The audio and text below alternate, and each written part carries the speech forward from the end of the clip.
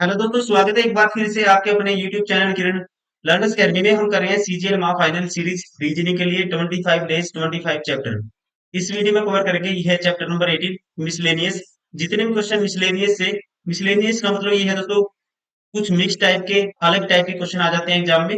वो सारे क्वेश्चन हम कवर करेंगे 2020 से लेके 25 तक जितने भी क्वेश्चन आए हैं सीजीएल में। ठीक है, इस टॉपिक से जैसे कि आप डेट भी देख पा रहे हो क्वेश्चन की, ये क्वेश्चन पूछा गया था सीजीएल टायर 2 में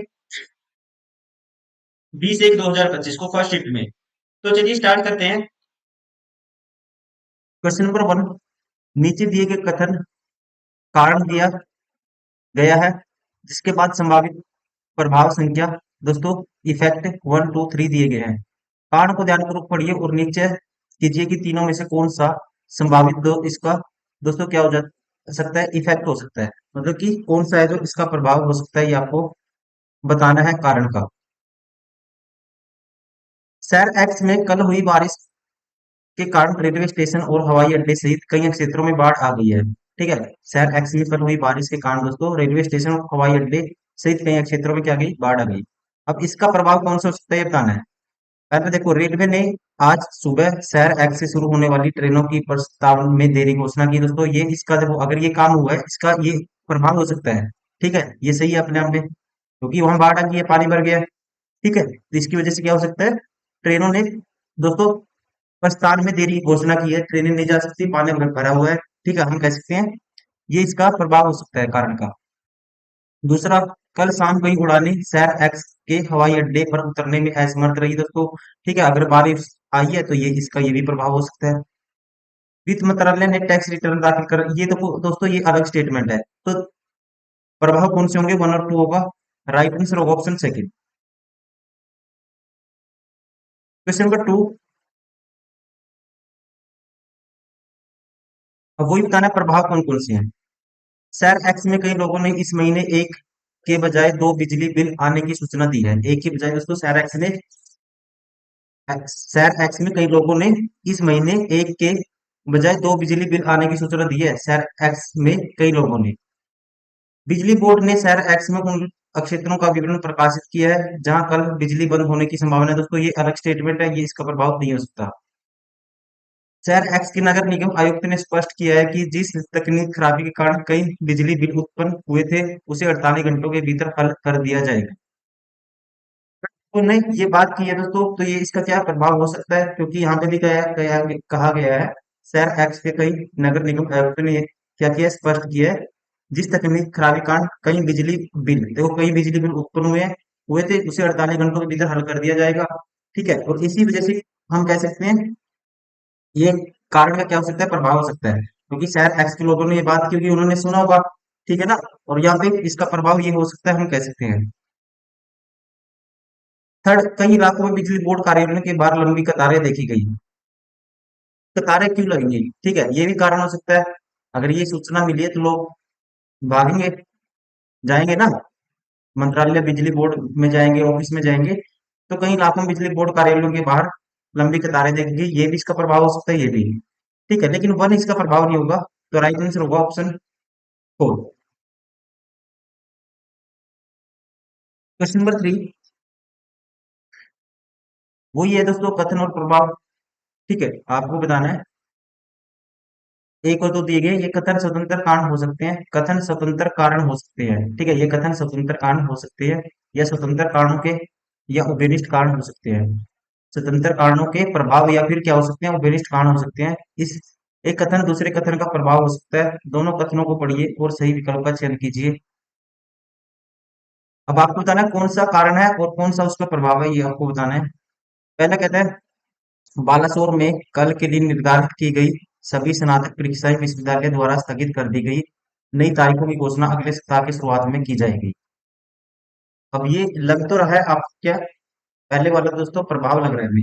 ठीक है, बाकी पढ़ लेते हैं नेक्स्ट, क्योंकि ये काम हुआ है तो कुछ इसकी वजह रही होगी। ठीक है, ये प्रभाव है, इसकी कुछ वजह मतलब कारण कुछ और होगा, देखते हैं अभी कारण। बालासोर में कल तेज हवाओं और अत्यधिक भारी बारिश की संभावना है, क्योंकि साइक्लोन के दोपहर 3 बजे तक धरती से टकराने की संभावना है दोस्तों। ठीक है, तो यहाँ पे देखो ये तो कारण हो गया, और ये इसका हो गया प्रभाव। इसकी वजह से तो अगले तारीखों ने घोषणा की अगले सप्ताह में शुरुआत में की जाएगी स्नातक परीक्षा में विश्वविद्यालय द्वारा स्थगित कर दी गई परीक्षाएं। क्यों कर दी गई? क्योंकि वहां पे हवाएं, तेज हवाएं, बारिश, ये वो, इसका जो ये सीधा डायरेक्टली कह सकते हो आप, प्रभाव पहला होगा, कारण कौन सा होगा? दूसरा होगा। तो दो दो कारण है, पहला क्या है? प्रभाव है। राइट आंसर होगा ऑप्शन फर्स्ट।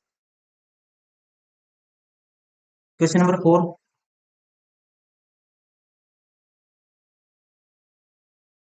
अब देखना है, ठीक है, कौन सा कारण है, कौन सा उसका प्रभाव है, ये हमें देखना है। ताजा और स्वादिष्ट सलाद में प्रति ऑक्सीकारक antioxidants, vitamin A, vitamin C, folate, calcium, fibre और फाइटोन्यूट्रिएंट भरपूर मात्रा में पाए जाते हैं। ठीक है, इसमें ताजा स्वादिष्ट सलाद में, जो स्वास्थ्य के लिए अच्छे होते हैं, जो स्वास्थ्य के लिए क्या होते हैं दोस्तों? अच्छे होते हैं। स्वस्थ जीवन के लिए हमें अपने दिन की शुरुआत सलाद खाकर करना एक बहुत ही अच्छा उपाय है दोस्तों। अब देखेंगे, अब इस ध्यान पे देखेंगे, हम ध्यान से देखेंगे दोस्तों, ये बात कही गई है, तो ये क्या होगा?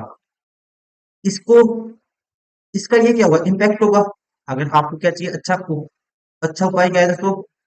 स्वस्थ जीवन के लिए हमें क्या करना चाहिए? दिन की शुरुआत सलाद खाकर करनी चाहिए। ठीक है, क्यों करनी चाहिए? इसमें ये सारी चीजें, कह सकते हैं विटामिन, मिनरल, ये सारी चीजें इनमें होती है। ठीक है, तो ये क्या होगा? दूसरा क्या होगा? दूसरा होगा दोस्तों इसका प्रभाव होगा। ठीक है ना? और पहला क्या होगा? इसका कारण होगा। क्योंकि, क्यों करनी चाहिए दोस्तों इसकी शुरुआत? क्योंकि इसमें क्या होता है, ये पहला क्या होगा? कारण होगा, क्योंकि इसमें क्या होता है? स्वास्थ्य के लिए अच्छे, ये चीजें, सारी चीजें मौजूद होती है। ठीक है, तो हम कहेंगे जो पहला क्या है दोस्तों, पहला तो होगा इसका कारण, और दूसरा क्या होगा? इसका प्रभाव होगा। ठीक है, संभावित प्रभाव कौन सा होगा? दूसरा। कारण क्या होगा? पहला होगा। क्योंकि शॉर्ट में सोच सकते हो, ये सब खाने से आपको क्या मिलेगा दोस्तों? एक स्वस्थ जीवन मिलेगा। ठीक है, ये सारी चीजें खाने से क्या मिलेगा? स्वस्थ जीवन मिलेगा। सलाद खाना अच्छा उपाय है। ठीक है, तो ये क्या होगा? ये कारण होगा, ये इसका प्रभाव होगा कि इससे मिलेगा स्वस्थ जीवन। ठीक है, तो राइट आंसर होगा ऑप्शन है। कथन का तो आपको बताना, कार्रवाई कौन सी की जानी चाहिए इस कथन के बेस पे। कई लोगों ने अपने आयकर रिटर्न के रिफंड मिलने में देरी के संबंध में वित्त मंत्रालय की शिकायत की है। ठीक है, क्या की है दोस्तों? शिकायत की है। अब कार्यवाही देखो कौन सी हो सकती है इसके रिगार्डिंग। वित्त मंत्रालय को आयकर रिफंड में देरी के संबंध में प्राप्त शिकायतों की जांच करानी चाहिए दोस्तों। ये कार्रवाई इसके रिगार्डिंग होनी चाहिए, कह सकते हैं, क्योंकि आयकर रिटर्न के रिफंड मिलने में देरी के संबंध में वित्त मंत्रालय ने अगर शिकायत की है, तो उम्मीद भी है कि उसमें क्या है, कार्रवाई की जांच की जानी चाहिए, या कह सकते हैं कार्रवाई की जानी चाहिए, या फिर शिकायतों की जांच की जानी चाहिए।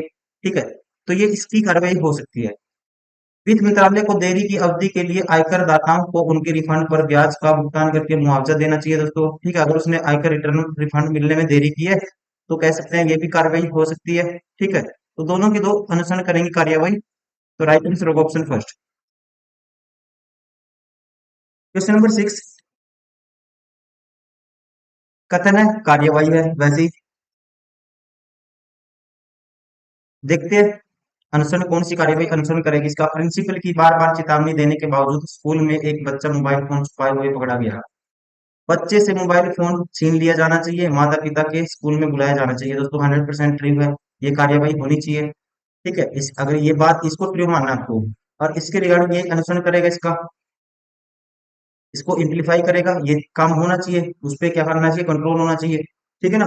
तभी पर माँ बाप को बुलाएंगे, थोड़ा डांट पड़ेगी तो बच्चों को समझाएंगे, माँ बाप उसको देखेंगे, ध्यान रखेंगे कि फोन ना ले बच्चा, फोन यूज ना करे मोबाइल का स्कूल टाइम में, ताकि उसका जो भविष्य अच्छा हो। ठीक है, तो यह कह सकते हैं कार्यवाही होनी चाहिए।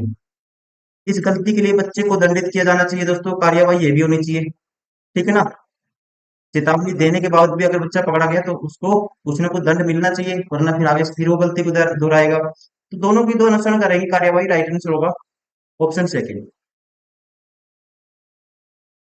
Question number 7। अति व्यस्त समय में शहर में ट्रैफिक का दबाव काफी बढ़ जाता है।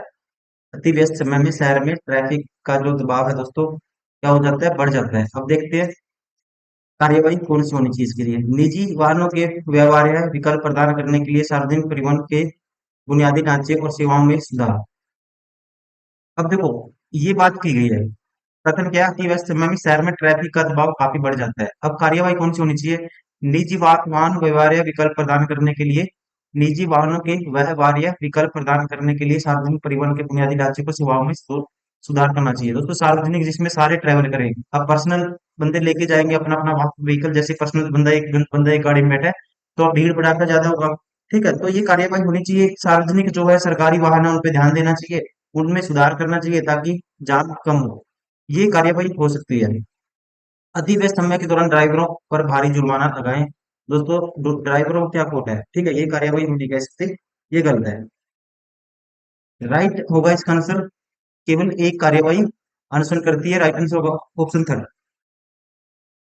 Question number 8।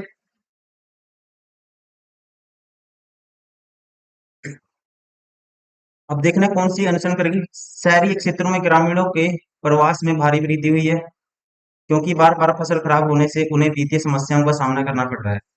ग्रामीणों को उनके गांव में आय का एक वैकल्पिक स्रोत प्रदान किया जाना चाहिए ताकि वे वहीं रहे। तो दोस्तों, ये हम कार्यवाही कह सकते हैं, ये अनुसरण करेगी इसका।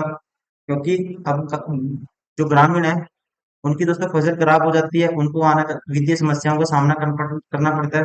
ठीक है, और वो कहाँ आते हैं? शहर में। उस समस्या का निपटान करने के लिए कह सकते हैं गांव में उनको कुछ ना कुछ स्रोत, वैकल्पिक स्रोत प्रदान किया जाना चाहिए ताकि वो शहर में आने से बचे, उनको जो वित्तीय सहायता मिले। ठीक है, हर तरह से उनको एक कह सकते हैं सपोर्ट मिले ताकि उनको शहर में ना आना पड़े। ये कार्यवाही लॉजिकली हम कह सकते हैं अनुसरण करेगी इसका। दूसरा, उनके अस्तित्व को सुनिश्चित करने के लिए विस्थापित ग्रामीणों को शहरी क्षेत्रों में आवास के सभी विकल्पों तक पहुंच प्रदान की जानी चाहिए। दोस्तों, ये लॉजिकल नहीं है। ठीक है ना, कहता है उनके अस्तित्व को सुनिश्चित करने के लिए विस्थापित ग्रामीणों को शहरी क्षेत्र में आवास के सभी विकल्पों तक पहुंच प्रदान की जानी चाहिए, क्योंकि अगर सारे ग्रामीण शहर में आ जाएंगे तो खेती कौन करेगा? ठीक है, तो ये नहीं कहेंगे हम, ओनली वन ऑप्शन करेंगे, तो राइट आंसर होगा ऑप्शन 4। Question number 9। शहर के लोगों की एक बड़ी संख्या का मलेरिया रोग से पीड़ित होने पर पता चलता है। ठीक है, ये बात कहिए, इसको ट्रिक माना है। शहर के लोगों की एक बड़ी संख्या का मलेरिया रोग से पीड़ित होने का पता चला है। ठीक है जी। शहर के नगरपालिका अधिकारियों को शहर में व्यापक दोमन करने के लिए तत्काल कदम उठाने चाहिए दोस्तों। ठीक है, अगर मलेरिया हुआ है तो उस पर दवाई का छिड़काव होना चाहिए। ठीक है, कहने का मतलब ये है, ये कार्यवाही होनी चाहिए क्योंकि मलेरिया खत्म करना बीमारी है वो। तो ये होनी चाहिए कार्यवाही। दूसरा कहता है क्षेत्र के लोगों को मच्छरों के काटने से बचने के लिए कदम उठाने की सलाह दी जानी चाहिए दोस्तों। ठीक है, तो ये भी स्ट्रोंग है, ये भी स्ट्रोंग है। दोनों कदम उठाने चाहिए क्योंकि ये शहर में क्या है दोस्तों, मलेरिया रोग से पीड़ित लोग होने का पता चला है कि शहर के लोगों की एक बड़ी संख्या, ठीक है, इससे प्रभावित है मलेरिया रोग से। तो ये दोनों कार्यवाही होनी चाहिए इसको प्रोटेक्शन के लिए। तो राइट आंसर होगा ऑप्शन फर्स्ट। Question number 10। प्रश्न है, कथन है। तो आपको बताना है कि प्रश्न देने के लिए कौन से हैं जो कथन है पर्याप्त है प्रश्न का उत्तर देने के लिए हमें इसमें बताना है। सूर्य ने पहले भारी पार्सलों की डिलीवरी को प्राथमिकता देते हुए, सूर्य ने पहले भारी जो वजन वाले पार्सल थे उसकी डिलीवरी को प्राथमिकता देते हुए 5 स्थानों ए बी सी डी और ई पर पार्सल डिलीवर किए। अंत में किस स्थान पर डिलीवरी की गई? ठीक है, अंत में किस स्थान पे डिलीवरी की गई ये आपको बताना है। अब इसका उत्तर देने के लिए कौन कौन से कथन पर्याप्त हैं ये आपको बताना है।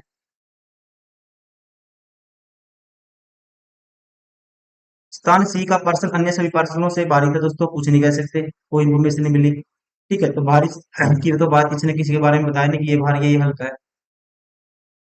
सूर्य ने पहली भारी पार्सलों की डिलीवरी की प्राथमिकता देते हुए ने 5 स्थानों पे ए बी सी डी और ई पर पार्सल डिलीवर किए। इसने ये भी नहीं कहा कि लगातार की पहले ए पे किया फिर बी पे किया, तो ये कहेंगे दोस्तों ये पर्याप्त नहीं है। सिंगल स्थान डी का पार्सल स्थान बी और ए के पार्सलों से हल्का था दोस्तों। डी का पार्सल बी और ए से हल्का था, ये भी हम नहीं कह सकते, और दोनों मिला के भी हम आंसर नहीं दे सकते। तो हम कहेंगे कथन एक और दो दिए गए डेटा एक साथ उत्तर देने के लिए पर्याप्त नहीं है। राइट आंसर होगा ऑप्शन सेकंड। Question number 11।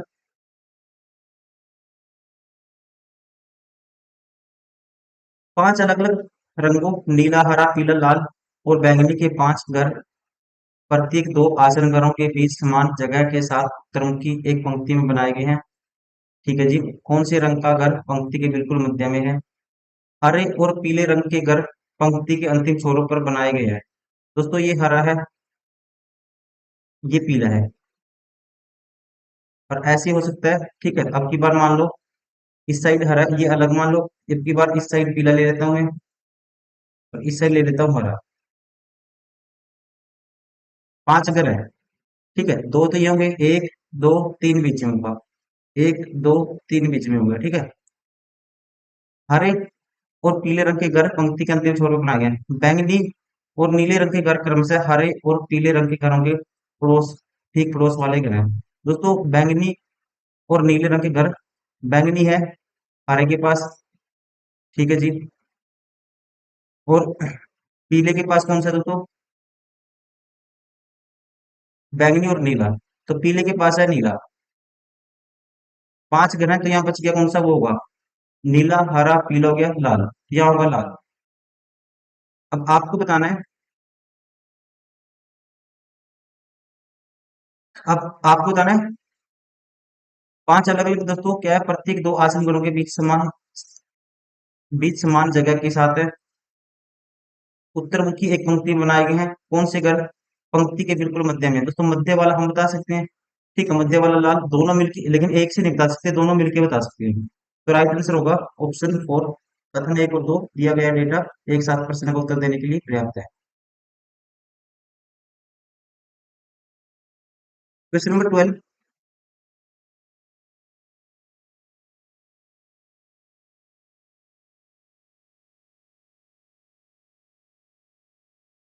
अब देखो, अरविंद के पास नीले हरे सफेद कंचे हैं, उसके पास मौजूद सभी कंचों से सफेद कंचों का प्रतिशत कितना है? उसके पास दोस्तों नीले और हरे कंचों का योग 7 है, तो इससे तो हम आंसर नहीं बता सकते। उसके पास 10 कंचों में से 3 सफेद है, तो उसने पूछा सफेद कंचों का प्रतिशत, पता है दोस्तों 3 है 10 में से, तो ये अकेला उत्तर देने के लिए पर्याप्त है। ये पर्याप्त नहीं है, तो राइट आंसर होगा। तो कथन पहले देखते हैं, कथन दो में दिया गया डेटा अकेले ही उत्तर देने के लिए पर्याप्त है, जबकि एक में दिया गया डेटा प्रश्न का उत्तर देने के लिए पर्याप्त नहीं है। तो राइट आंसर होगा option first. Question number 13।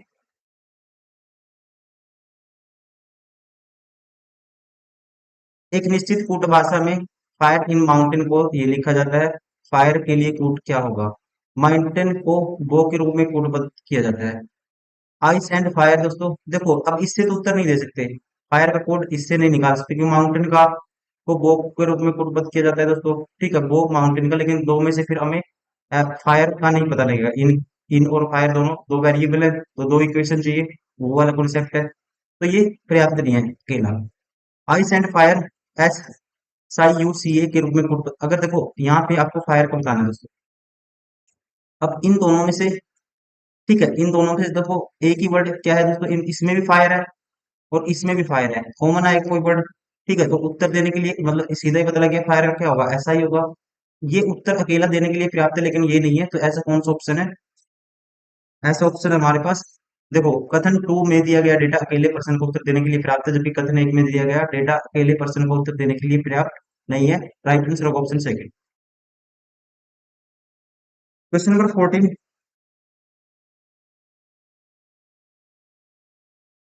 Same है दोस्तों, ठीक है, सेम कॉन्सेप्ट के क्वेश्चन है।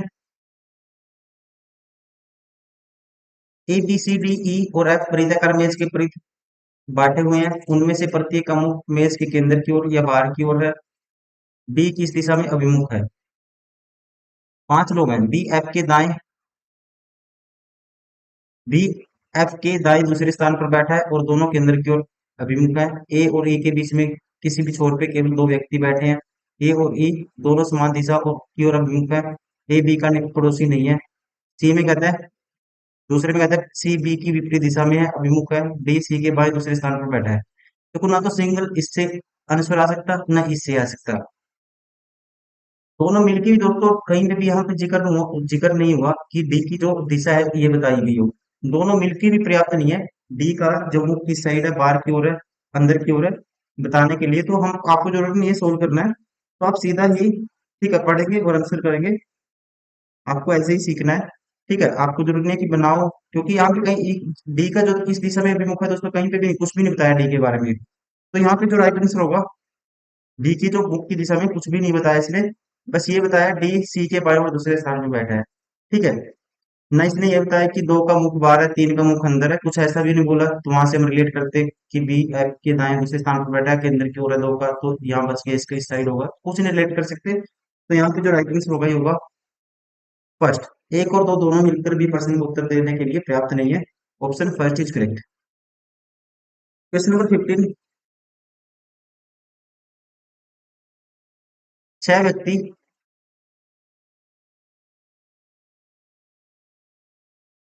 छह व्यक्ति दोस्तों के M N P Q R एक गोल गोल मेज के परिध केंद्र की ओर मुख करके बैठे हैं। पी के बाईं ओर दूसरे स्थान पर कौन बैठा है? ठीक है जी।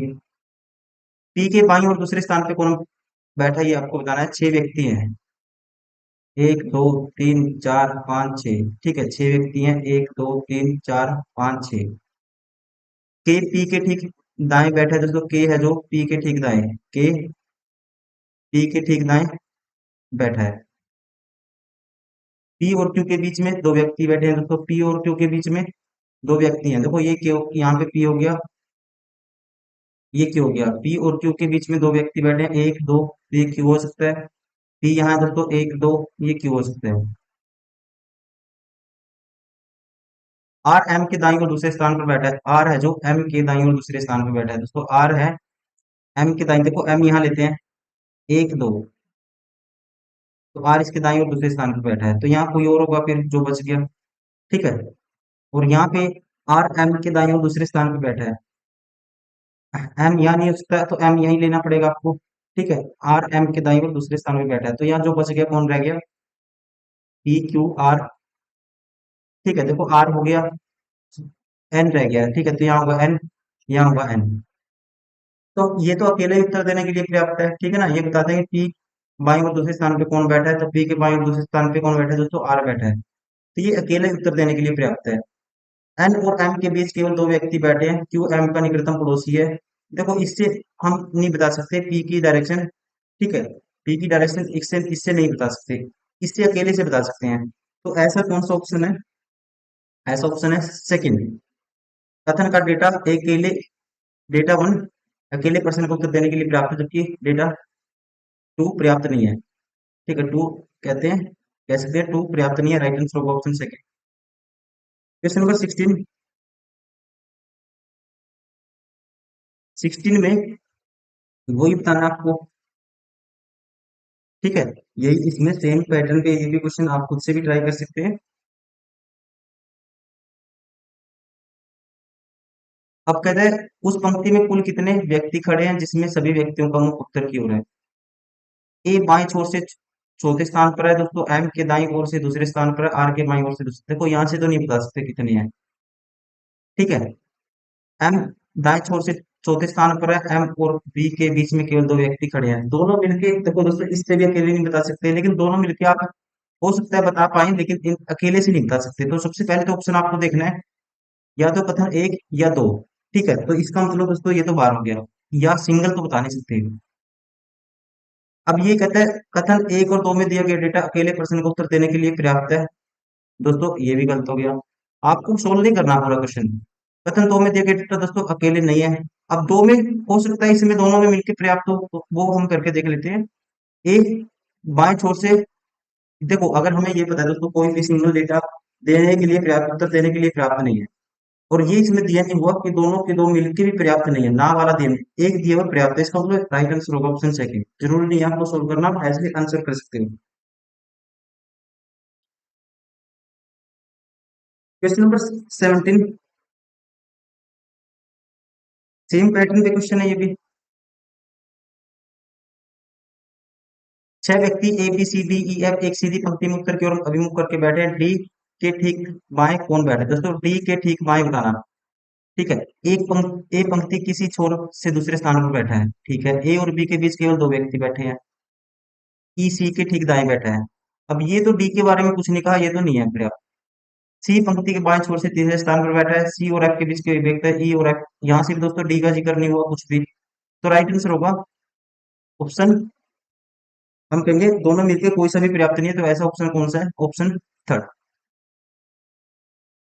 क्वेश्चन नंबर 18, क्योर के लिए कोड बताना आपको। क्योर के लिए दोस्तों क्या बताना है? समूह का। आपको ऐसा ऑप्शन उठाना है, ऑप्शन से उठाना है। ऐसे क्वेश्चन को क्या करना है? ऑप्शन से करना है। अगर मैं ऑप्शन कोई भी उठाता हूँ, मान लो पहला ऑप्शन उठा लेता हूँ। अब क्योर के लिए सी आना चाहिए। दो एक पे सी आएगा, देखो दो ये रहा, एक ये रहा दोस्तों। ठीक है, तो यहाँ पे एफ है दोस्तों, ये ऑप्शन बाहर हो गया। चार तीन पे देखो, चार तीन पे आई है, ये भी ऑप्शन बाहर हो गया। चार तीन पे आई है, ये भी बाहर हो गया। तो बचा कौन सा? राइट आंसर होगा ऑप्शन थर्ड। दो चार पे देखो, दो चार पे दोस्तों सी है पहले, और यहाँ भी सी है। राइट आंसर होगा option four, sorry option third. Question number 19, M A Z E का कोड आपको बताना है। एम ए जेड ई का कोड बताना है। तो सबसे पहले एम बताओ, एम ऑप्शन से उठाओ। दो दो पे दोस्तों एम आता है, देखो दो है, यहाँ भी दो है। दो दो पे एच आता है, तो इसका मतलब ये ऑप्शन बाहर हो गया। दो चार पे एम आता है, ये दो हो गया, ये चार हो गया। तो ये देखो एल आएगा, ये भी ऑप्शन बाहर हो गया।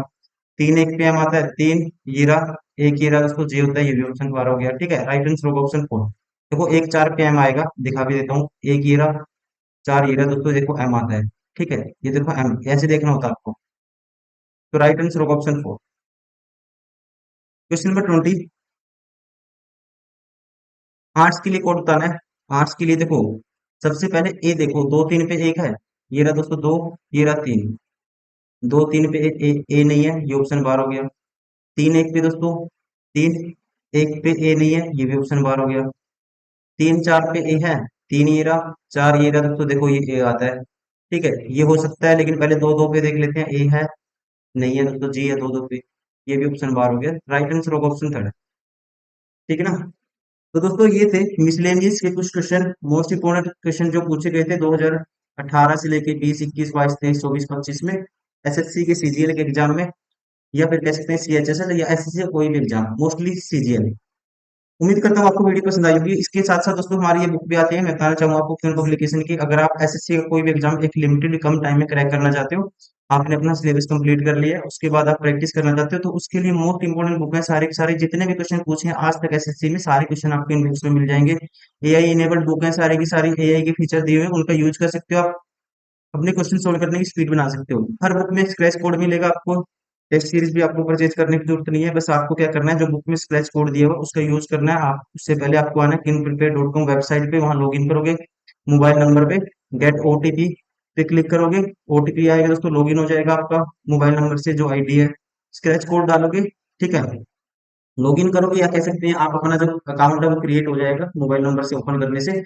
और साथ ही साथ दोस्तों फिर आप वहां पे क्या करोगे, अपना जो स्क्रैच कोड है उसका यूज करोगे, इंटरफेस ओपन हो जाएगा। हर टाइप के टेस्ट वहां पे आप हजारों, बहुत सारे, इतने बहुत सारे दोस्तों फुल टेस्ट हैं, कितने भी टेस्ट आप लगा सकते हो। Full mock test, section wise test, हर टाइप की टेस्ट आपको मिल जाएगी, जो सेम आपका जो एग्जाम पैटर्न है उसके ऊपर बेस्ड है। इसके साथ दोस्तों फर्दर आप इन टॉपर्स के रिव्यू भी देख सकते हो, जो हजारों स्टूडेंट हर साल, हजारों स्टूडेंट है ऑल ओवर इंडिया जो इस बुक्स को हमेशा फॉलो करते हैं, जिनकी फेवरेट रही है टॉपर्स की ये बुक 2025 में भी रैंक वन। ठीक है, आप सर्च कर लीजिए, मिल जाएगा आपको। ठीक है, जो इन्हीं बुक्स का आप रिव्यू देखेंगे, तो इन्हीं बुक से वो लोग पढ़े हैं, बहुत सारे और भी रैंक, 12 रैंक, बहुत सारे मिल जाएंगे, हजारों रैंक तक के स्टूडेंट आपको मिल जाएंगे। आप उनसे रिव्यू ले सकते हो, देख सकते हो, उनसे आइडिया ले सकते हो कि उन्होंने इन बुक्स को कैसे मल्टीपल टाइम प्रैक्टिस की, कैसे फॉलो किया, आप भी उसी तरह से इन चीजों को फॉलो कर सकते हो। ठीक है, तो इस वीडियो में इतना ही दोस्तों, सीजीएल महा फाइनल सीरीज का ये था चैप्टर नंबर, मिसलेनियस था ये चैप्टर नंबर 18। कुछ ही चैप्टर बचते हैं, ये हमारा जो टारगेट है सीजीएल महा फाइनल सीरीज का 25 डेज 25 टॉपिक, वो कुछ ही दिन में कंप्लीट हो जाएगा। और उम्मीद करता हूँ आपको वीडियो पसंद आई होगी। मिलते हैं नेक्स्ट वीडियो में। Thank you, bye bye, take care.